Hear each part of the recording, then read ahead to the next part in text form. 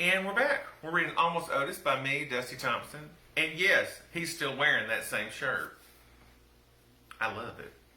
If you're following along, and you should be, we're on page 129, the blog dated Wednesday, June 13th, 2012. I know I like the Golden Girls, comma, but, ... which is an ellipsis. As I suspected, my father, never one to suffer in silence, has been milking his fall like a dairy farmer, y'all. His rants are usually forlorn and punctuated only by heavy sighs and head nods. Well, let me tell you, today he was in rare form. He got irritated at Lord only knows what, probably when I refused to buy his diabetic self a cupcake, and he began to loudly protest the pain and suffering he was experiencing. And while I didn't quite understand what he was saying, I can attest to the fact that I have never heard ASS used so many times in a 5-minute period. I liken it to the number of times Al Pacino says the F word in Scarface. For those of you who haven't watched that family-friendly flick, let me just say it was a lot. So many F words. It's just insane. Now, I don't know if my father became so adept at cursing once he began working offshore, or if he entered marriage with my mother prepackaged with a filthy mouth. But throughout my life, he has taken his cursing to a master level.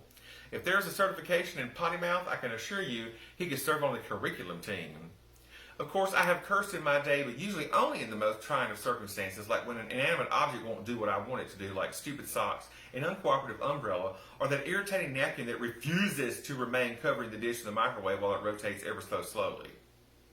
I also dislike people who can't drive, which includes most everyone on the road except me, and the relative few of you who can navigate our nation's highways and byways. What is a byway, I wonder? Does anybody know? Send me an email if you know, because I have never understood what a byway was. And honestly, one cannot live in a curse-filled household and it not affect your speech, although my mother remained above the fray. I did pretty well with no cursing until I was in college, and just like eating potato chips, once you start, it's hard to stop. Now, I don't curse at work, and I definitely don't at church, and I don't typically in public, but boy howdy, I sure do when I'm alone and I get irritated. Even when I'm not alone, Ben doesn't like sometimes when I curse. It's not all the time, but when it is, it's a lot. Like my own version of Scarface without the cocaine. And I try to keep it under control, like my best friend Christopher says, screaming strawberry does not have the same satisfying effect, and that's true. Am I proud of this? Absolutely not. Am I working on fixing this? Absolutely. Well, here I am 8 years later still working on it. Have I been successful? Depends on your frame of reference for success. I have tried substituting different words and phrases for some of the fouler things in my verbal arsenal that often leads to confusion for those around me. Hearing someone say in a loud, annoying voice, Brenda Fricker, is cause for concern.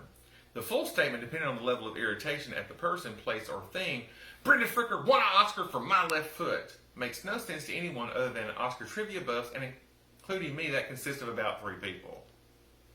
I think the only people that know that Brenda Fricker won an Oscar is me and Brenda Fricker and her agent.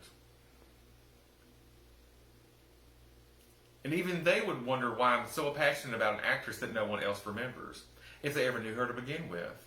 I have learned to wear my ID badge on my nightly walks around the hospital grounds lest anyone think I have managed to escape from the locked ward.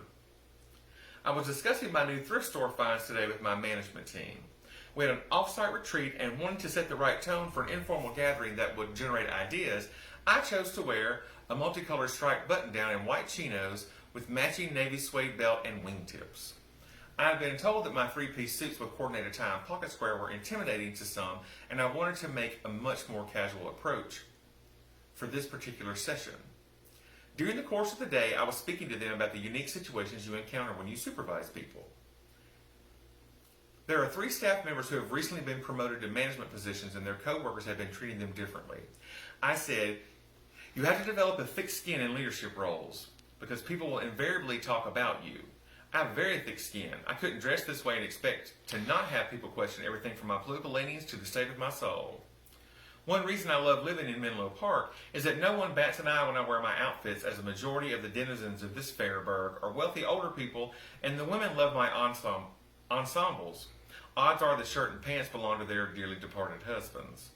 I have been hugged on several occasions by exquisitely coiffed teeny tiny ladies who tell me how adorable I look. If you'll pardon the poor grammar, I love meeting some older ladies, y'all. It just occurred to me, I may need to start looking to this older group for dating and possible marriage. As someone who is uncomfortable talking about, much less contemplating relations with anyone, I feel the odds are pretty good of finding someone who shares my love of seersucker and doesn't want to degrade themselves or me in the boudoir, if you're picking up what I'm throwing down.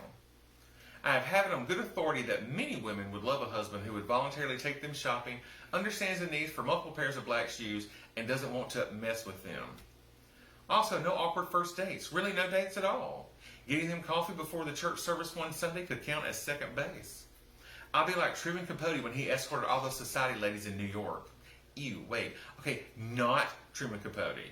I know I'll be like Bernie from the movie Bernie, except I wouldn't shoot Shirley MacLaine. I'd just give her extra wine and put her to bed. This might actually work. Look at the things I have in common with this particular crowd. I go to bed at 10, get up at 6, like to eat dinner around 5:30, hate to wait in line for anything, think most young people are disrespectful, and very conservative in my dress. Not really. And have always been partial to Lincoln Town cars. That's true. Plus, I make a mean pone of cornbread, always have a can of cream and mushroom soup in the pantry, hate most TV shows because they are filthy, enjoyed the best exotic Marigold hotel, and am usually cold. Well, this wasn't the outcome I was expecting. I mean, I don't mind being an old soul. I just assumed I would be an old man. Oops. All right, we'll see you next time.